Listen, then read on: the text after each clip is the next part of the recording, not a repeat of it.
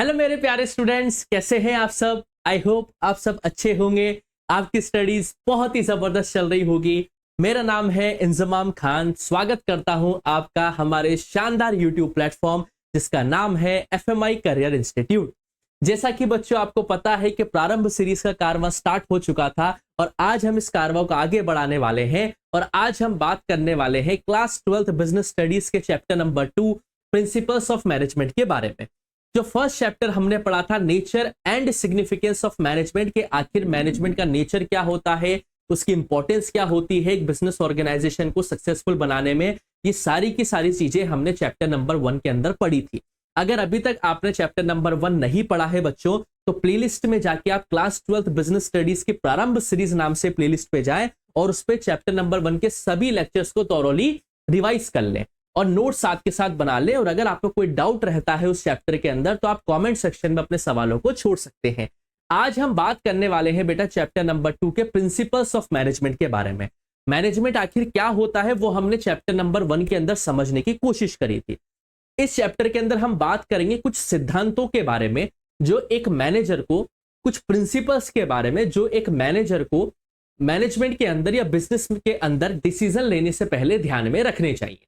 So these are the principles of management. आपको principles इस chapter के अंदर पढ़ने होंगे बेटा, जो एक मैनेजमेंट के अंदर या एक बिजनेस ऑर्गेनाइजेशन के अंदर एक मैनेजर को डिसीजन लेने में मदद करते हैं, उन्हें हम प्रिंसिपल्स कहते हैं।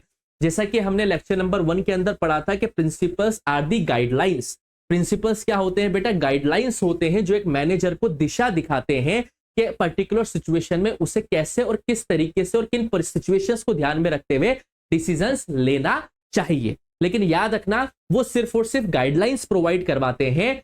प्रिंसिपल्स जो है वो किसी भी प्रॉब्लम का रेडीमेड सॉल्यूशन नहीं देते हैं, हमें एक आइडिया दे देते हैं कि इस सिचुएशन से कैसे निपटा जाए। और पर हर ऑर्गेनाइजेशन का मैनेजर उन प्रिंसिपल्स को ध्यान में रखते हुए उस पर्टिकुलर सिचुएशन को क्या करता है बेटा?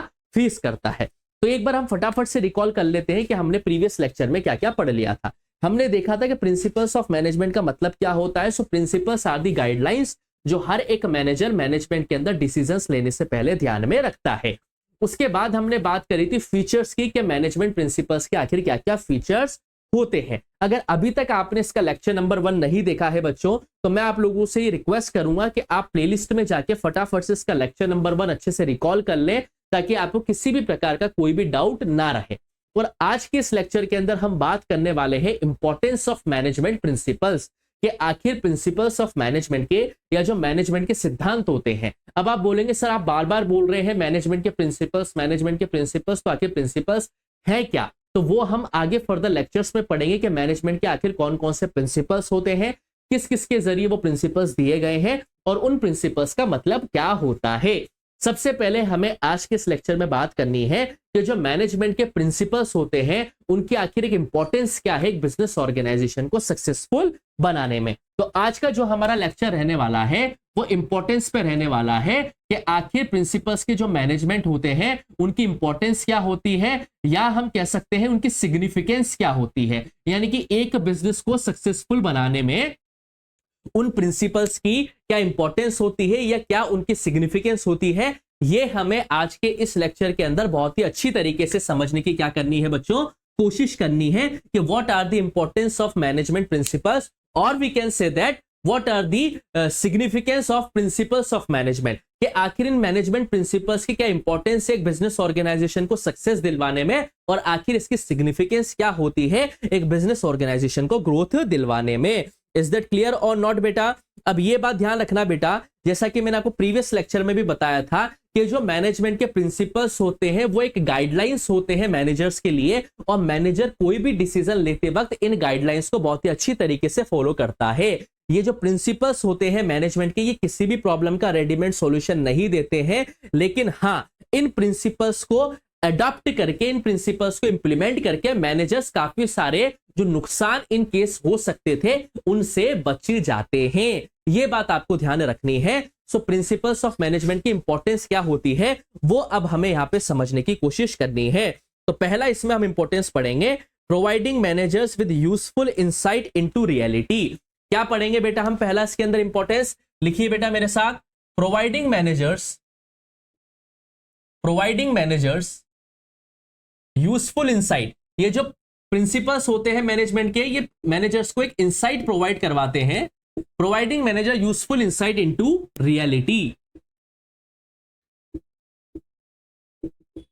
इसको लिखिए बेटा, कि जो प्रिंसिपल्स होते हैं मैनेजमेंट के, या जो मैनेजमेंट प्रिंसिपल्स होते हैं, वो मैनेजर्स को एक यूजफुल इंसाइट देते हैं रियलिटी की। इसका क्या मतलब है सर? यहां पे इसका मतलब यह है बेटा कि जो प्रिंसिपल्स ऑफ मैनेजमेंट होते हैं, यानी कि जो मैनेजमेंट के प्रिंसिपल्स होते हैं, वो हर एक मैनेजर के लिए किसकी तरह काम करते हैं? गाइडलाइंस की तरह काम करते हैं। और इन प्रिंसिपल्स को पढ़ के एक पर्टिकुलर मैनेजर की नॉलेज भी इंक्रीज होती है, उसकी स्किल्स भी इंक्रीज होती है, और साथ के साथ उसकी ability to taking right decision वो भी क्या होती है बेटा? इंप्रूव होती है। यह बात आपको यहां पे समझनी है कि जो प्रिंसिपल्स ऑफ मैनेजमेंट होते हैं वो मैनेजर के लिए एक गाइडलाइन की तरह काम करते हैं। साथ के साथ ये प्रिंसिपल जो है हर एक पर्टिकुलर मैनेजर की नॉलेज, उसकी एबिलिटी और उसकी स्किल्स को इंप्रूव करने का काम करते हैं। साथ के साथ ये प्रिंसिपल्स मैनेजर्स की मदद करते हैं ताकि वो अपनी गलतियों से सीखे। टॉपिक को समझिए, providing managers useful insight into reality, मतलब इन प्रिंसिपल्स ऑफ मैनेजमेंट से मैनेजर जो है अगर उसने प्रीवियस में कोई मिस्टेक करी है तो वो उन गलतियों से भी क्या करता है बेटा? सीखता है। और ये प्रिंसिपल्स मैनेजर्स को गाइड करते हैं कि किस तरीके से राइट डिसीजन राइट टाइम पे लिया जा सकता है। ये बात आपको यहां पे ध्यान रखनी है कि राइट डिसीजन राइट टाइम पे लिया जाना ही क्या कहलाता है? प्रिंसिपल्स ऑफ मैनेजमेंट की एक अच्छी समझ को क्या करता है? इंडिकेट करता है। इज दैट क्लियर और नॉट बच्चों? यहां तक आप लोगों को क्लियर है बेटा सारी की सारी बातें? जैसे फॉर एग्जांपल मान के चलिए कि किसी एक्स ऑर्गेनाइजेशन के अंदर एक मैनेजर नया आता है। अब जाहिर सी बात है, कोई भी नया मैनेजर किसी कंपनी के अंदर आएगा तो एम्प्लॉइज के मन में ये डाउट रहेगा कि ये नया मैनेजर कैसे होगा। हो सकता है ये बहुत अच्छा हो सकता है ये कोऑपरेटिव नेचर का हो सकता है ये लोगों के ऊपर नजर रखता हो, चुगलियां करता हो। ये डाउट जो होता है एम्प्लॉइज के मन में रहता है कि ये जो नया मैनेजर आया है वो किस नेचर का होगा।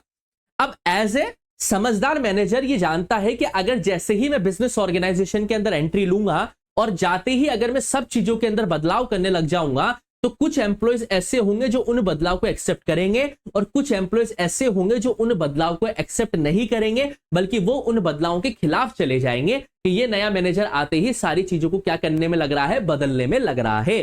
तो बहुत सारे एम्प्लॉइज ऐसे होते हैं जो उन बदलावों को अडेप्ट नहीं करते हैं। इससे क्या होता है? बिजनेस ऑर्गेनाइजेशन का जो माहौल होता है वो कहीं ना कहीं नेगेटिव हो जाता है। लेकिन अब यहां पे क्या बात हुई? अगर एक मैनेजर को प्रिंसिपल्स ऑफ मैनेजमेंट की अच्छी तरीके से समझ है तो वो ये बात पहले से जानता है, उसकी इंसाइट में ये बात पहले से है कि अगर मैंने किसी बिजनेस ऑर्गेनाइजेशन के अंदर जाते ही चेंजेस करना स्टार्ट कर दिया तो कुछ एम्प्लॉयज उससे ऑफेंड हो सकते हैं और वो उस चेंजेस को अडेप्ट नहीं करेंगे, जिससे कि बिजनेस ऑर्गेनाइजेशन का माहौल नेगेटिव हो जाएगा। तो एक समझदार मैनेजर यहां पे क्या करेगा?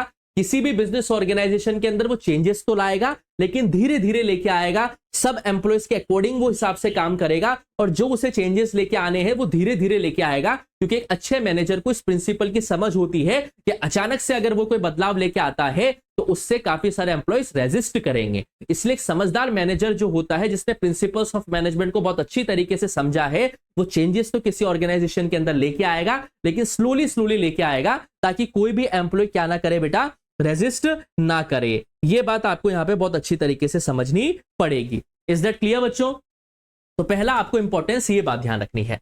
दूसरी इंपॉर्टेंस क्या है? तो दूसरी इंपॉर्टेंस आपको ध्यान रखनी है optimum utilisation of resources. Most important होती है बेटा कि जो भी रिसोर्सेस आपको दिए जा रहे हैं आप उसका क्या करें? ऑप्टिमम यूटिलाइजेशन करें। ऑप्टिमम यूटिलाइजेशन का मतलब होता है कम इनपुट में ज्यादा आउटपुट निकाल के लेके आना। इनपुट यानी कि रिसोर्सेस आप लगाएं कम और आउटपुट क्या निकाल के आए बेटा? आप ज्यादा निकाल के लेके आए। उसे हम क्या कहते हैं? ऑप्टिमम यूटिलाइजेशन ऑफ रिसोर्सेस कहते हैं कि कम इनपुट के साथ क्या करना बेटा? ज्यादा आउटपुट निकाल के लाना ही क्या कहलाता है बेटा? ऑप्टिमम यूटिलाइजेशन कहलाता है। ये बात ध्यान रखना, ठीक है। अब प्रिंसिपल्स ऑफ मैनेजमेंट क्या बात करते हैं? प्रिंसिपल्स ऑफ मैनेजमेंट ये बोलते हैं कि जो आपने एक्टिविटीज को प्लान किया है उस प्लान एक्टिविटीज को ही हमें क्या करना है, इंप्लीमेंट करना है, चाहे वो हमने ह्यूमन बीइंग को प्लान करने की बात करी हो या मटेरियल्स को प्लान करने की बात की गई हो। यानी कि यहां पे प्रिंसिपल्स ऑफ मैनेजमेंट ये बोलते हैं कि कोई भी काम करने से पहले अगर हमने एक प्रॉपर प्लानिंग करी है तो प्रिंसिपल्स ऑफ मैनेजमेंट इस बात पे दबाव बनाते हैं कि जो हमने एक पर्टिकुलर एक्टिविटी को परफॉर्म करने के लिए प्लानिंग करी है उस प्लानिंग के अकॉर्डिंग ही उस एक्टिविटी को परफॉर्म किया जाए। क्योंकि जब भी कोई एज अ मैनेजर किसी भी एक्टिविटीज को परफॉर्म करने के लिए प्लानिंग करता है तो वो ऑप्टिमम यूटिलाइजेशन का ध्यान में रखते हुए ही प्लानिंग करता है। ऐसा नहीं कि कुछ भी बोल देगा। बात समझ में आ रही है नहीं आ रही बेटा? जैसे मान के चलिए कोई एम्प्लॉय मेरे पास आता है कि सर ये मशीन खराब हो गई है, इसमें इतना खर्चा आ जाएगा और बताइए करवाएं या नहीं करवाएं। तो मान के चलिए मैनेजर ने क्या बोला कि हाँ ठीक है फटाफट करवा लो। अब उसने आनंद फानन में क्या करा, चीजों को बोल दी। लेकिन ऐसा नहीं होगा, वो प्लानिंग के हिसाब से होगा। वो चीज को देखेगा कि यार वाकई में यहाँ पे इतना खर्चा आना चाहिए क्या, और उसके हिसाब से वो क्या करेगा, वहां पे रिसोर्सेज को ऑप्टिमम यूटिलाइज करेगा। तो यहां पे आपको ये बात ध्यान में रखनी है बेटा कि लेस इनपुट के साथ आपको क्या करना है, मोर इनपुट निकाल के लेके आना है। और वो कैसे निकाल के लेके आएंगे कि जो भी एक्टिविटी आप परफॉर्म करने वाले हैं उसके लिए जो आपने प्लानिंग करी है उस प्लानिंग के अकॉर्डिंग ही सारी चीजें क्या हो बेटा, इंप्लीमेंट हो। तब जाके ही हम रिसोर्सेस को क्या कर पाएंगे बेटा, ऑप्टिमम यूटिलाइज कर पाएंगे। और लेस इनपुट के साथ हम क्या कर पाएंगे बेटा, मोर आउटपुट निकाल के लेके आ पाएंगे। इज दैट क्लियर और नॉट बेटा?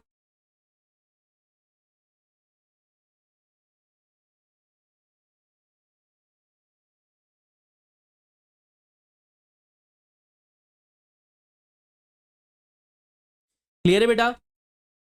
ठीक है, ये चीज आपको यहां पे ध्यान रखनी है कि ऑप्टिमम यूटिलाइजेशन ऑफ रिसोर्सेस होना चाहिए। ठीक है, तीसरा सिग्निफिकेंस देखिए बेटा, साइंटिफिक डिसीजन।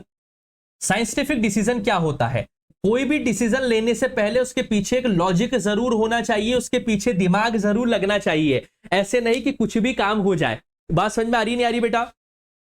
साइंटिफिक डिसीजन का मतलब यहां पे क्या है कि ऐसा नहीं कि कुछ भी काम हो जाए। जैसे समझिए बेटा मैं क्या कहना चाह रहा हूं, एक एम्प्लॉय मेरे पास आता है कि सर आपने मुझे जो पर्टिकुलर टास्क दिया है वो पर्टिकुलर टास्क मुझे कितने टाइम में कंप्लीट करके देना है। अब मैं किसी काम में व्यस्त और मैंने बोल दिया कि हाँ ठीक है 3 दिन में करके दे देना। मैंने उसके पीछे कोई दिमाग नहीं लगाया, मैंने उसके पीछे कोई लॉजिक नहीं लगाया, मैंने सिर्फ बोल दिया कि 3 दिन में करके दे देना। अब मान के चलिए वो काम इतना छोटा सा था कि उस एम्प्लॉय ने वो काम एक ही दिन में कर दिया है और 2 दिन वो सिर्फ अपना समय बर्बाद कर रहा है। तो इससे रिसोर्सेज भी ऑप्टिमम यूटिलाइज नहीं होंगे, कंपनी का भी समय बर्बाद हो रहा है और उस डिसीजन को भी बेकार तरीके से हमने लिया है। तो यहां पे ये इंपॉर्टेंस ये कहना चाह रहा है कि जब भी मैनेजर कोई डिसीजन ले तो उसके पीछे एक लॉजिक होना चाहिए, पूरी तरीके से ब्रेनस्टॉर्मिंग की गई हो। फॉर एग्जांपल एक एम्प्लॉय कोई काम उसको दिया जाता है तो मैनेजर उसको टाइम ड्यूरेशन भी पूरी तरीके से दिमाग लगा के लॉजिक लगा के दे।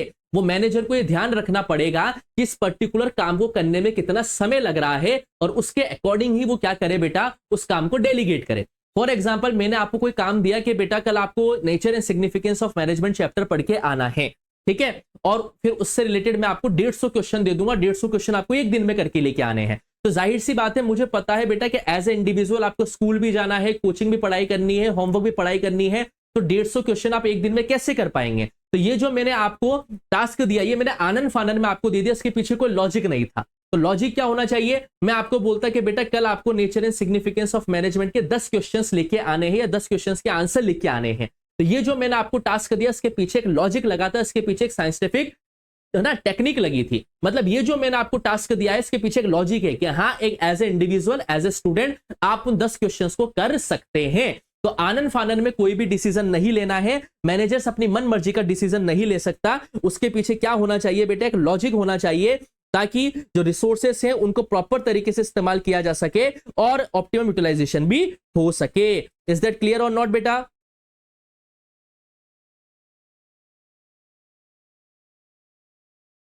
क्लियर है बेटा?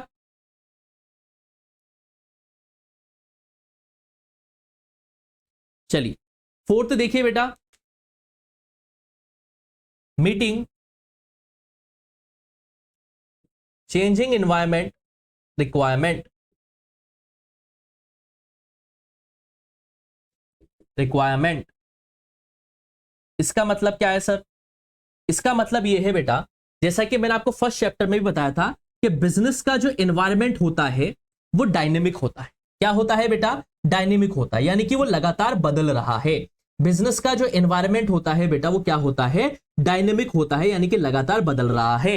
अब हर कंपनी के अंदर कुछ एम्प्लॉयज ऐसे होते हैं बेटा जो बदलावों को तुरंत एक्सेप्ट कर लेते हैं, और हर कंपनी के अंदर कुछ एम्प्लॉय ऐसे होते हैं बेटा जो चेंजेस को एक्सेप्ट करना पसंद नहीं करते हैं। लेकिन याद रखना बेटा, हर एक बिजनेसमैन को बिजनेस एनवायरनमेंट के साथ साथ जो चेंजेस हो रहे हैं उसके अकॉर्डिंग उसे अपने प्रोडक्ट में भी बदलाव करने पड़ेंगे, वरना वो इस कट थ्रॉट कॉम्पिटिटिव मार्केट के अंदर सर्वाइव नहीं कर पाएगा। प्रिंसिपल्स ऑफ मैनेजमेंट जो होते हैं बेटा, वो मैनेजर्स को इस तरीके से ट्रेंड करते हैं कि बदलाव होने के साथ साथ मैनेजमेंट सही तरीके के डिसीजन ले पाए। ये बात ध्यान रखना बेटा, प्रिंसिपल्स ऑफ मैनेजमेंट यहां पे एक इंपॉर्टेंट रोल प्ले करते हैं, क्योंकि प्रिंसिपल्स ऑफ मैनेजमेंट मैनेजर्स को ट्रेंड करते हैं कि बिजनेस एनवायरनमेंट जो है वो डायनेमिक है, लगातार बदलता रहता है, और उस बदलते हुए एनवायरनमेंट के साथ हमें उन प्रिंसिपल्स ऑफ मैनेजमेंट को मॉडिफाई करके इंप्लीमेंट करना है। यहां पे मैं एग्जांपल देता हूं बेटा आपको नोकिया कंपनी का। नोकिया एक टाइम पे फोन मार्केट के अंदर बहुत ही ज्यादा राज करा करता था, लेकिन समय के साथ साथ जैसे जैसे डिमांड बदलती गई उसने अपनी चीजों के अंदर बदलाव नहीं किए। इस वजह से आज पूरे मार्केट में सैमसंग, ओप्पो, वीवो या आईफोन छा रहे हैं। नोकिया ने समय के साथ साथ बदलते हुए बिजनेस एनवायरनमेंट के साथ अपने प्रोडक्ट के अंदर चेंजेस नहीं किए, इस वजह से आज वो सर्वाइव मार्केट में नहीं कर पाया है।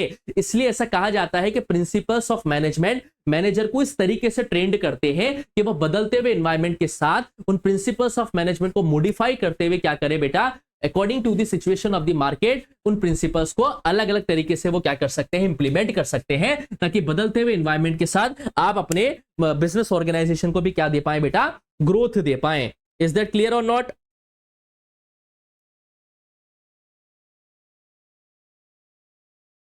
इज दैट क्लियर और नॉट बच्चों? ठीक है, एक और समझिए बेटा, एक और इंपॉर्टेंट समझिए बेटा, fulfilling social responsibilities. Fulfilling social responsibilities, भाई जाहिर सी बात है प्रिंसिपल्स ऑफ मैनेजमेंट ये कहते हैं कि आप रॉ मटेरियल से भी किससे ले रहे हैं, सोसाइटी से ले रहे हैं। लेबर भी आपके पास कहां से आ रही है, सोसाइटी से आ रही है। तो रेस्पॉन्सिबिलिटीज, तो as a individual, as a citizen आपकी ये रेस्पॉन्सिबिलिटी बनती है बेटा कि आप सोसाइटी के लिए भी क्या करें बेटा, कुछ कंट्रीब्यूट करें। देखिए बिजनेस जो होता है वो सोसाइटी से ही बनता है, आप रिसोर्सेज भी सोसाइटी के ही इस्तेमाल करते हैं, तो ये जरूरी है कि आप सोसाइटी के लिए भी कुछ करके जाएं। तो प्रिंसिपल जो होते हैं मैनेजमेंट के बेटा, वो सिर्फ ऑर्गेनाइजेशन के ऑब्जेक्टिव्स को ही अचीव करने के लिए गाइडलाइन प्रोवाइड नहीं करवाते हैं, बल्कि ये प्रिंसिपल्स मैनेजर्स को इस तरीके से भी गाइड करते हैं कि वो सोशल रिस्पॉन्सिबिलिटीज को भी फुलफिल करें। सोशल रिस्पॉन्सिबिलिटीज जैसे कंपनी के अंदर जो एम्प्लॉयज काम कर रहे हैं उनको फेयर रिम्यूनरेशन दिया जाए, समय समय पर एम्प्लॉयमेंट अपॉर्चुनिटीज निकाली जाए ताकि लोगों को रोजगार मिल सके। तो सिर्फ principles of management organisational objectives को फुलफिल करने के लिए ही नहीं बने हैं। प्रिंसिपल्स ऑफ मैनेजमेंट मैनेजर को इस तरीके से भी गाइड करते हैं कि वो सोशल रिस्पॉन्सिबिलिटी को भी फुलफिल करें। सोशल रिस्पॉन्सिबिलिटी को फुलफिल कैसे करेंगे, सोशल रिस्पॉन्सिबिलिटी को फुलफिल इस तरीके से करेंगे कि एम्प्लॉयज को फेयर रिम्यूनरेशन दिया जाए, समय समय पर वैकेंसी निकाली जाए, समय समय पर जो डोनेशन किया जा सकता है वो डोनेशन किया जाए, ताकि क्या हो बेटा, एम्प्लॉयज भी खुश रहें और सोसाइटी के लिए भी हम क्या कर पाए बेटा, कुछ इंपॉर्टेंट कंट्रीब्यूट कर पाए। So these are the importance of principles of management. हर एक जगह प्रिंसिपल्स ऑफ मैनेजमेंट की रिक्वायरमेंट रहती है। प्रिंसिपल्स ऑफ मैनेजमेंट मैनेजर्स को राइट डिसीजन लेने की मदद करते हैं राइट टाइम पे। प्रिंसिपल्स ऑफ मैनेजमेंट की मदद से मैनेजर्स रिसोर्सेज को ऑप्टिमम यूटिलाइजेशन कर पाते हैं। प्रिंसिपल्स ऑफ मैनेजमेंट की वजह से मैनेजर्स जो होते हैं साइंटिफिक डिसीजन, एक लॉजिकल डिसीजन ले पाते हैं, और प्रिंसिपल्स ऑफ मैनेजमेंट की वजह से ही बदलते हुए एनवायरनमेंट के साथ जो मैनेजर्स होते हैं वो एक अच्छा डिसीजन ले पाते हैं, और साथ के साथ प्रिंसिपल्स ऑफ मैनेजमेंट की वजह से ही मैनेजर्स को गाइड किया जाता है कि वो किस तरीके से अलग अलग सोशल रिस्पॉन्सिबिलिटीज को फुलफिल कर सकते हैं।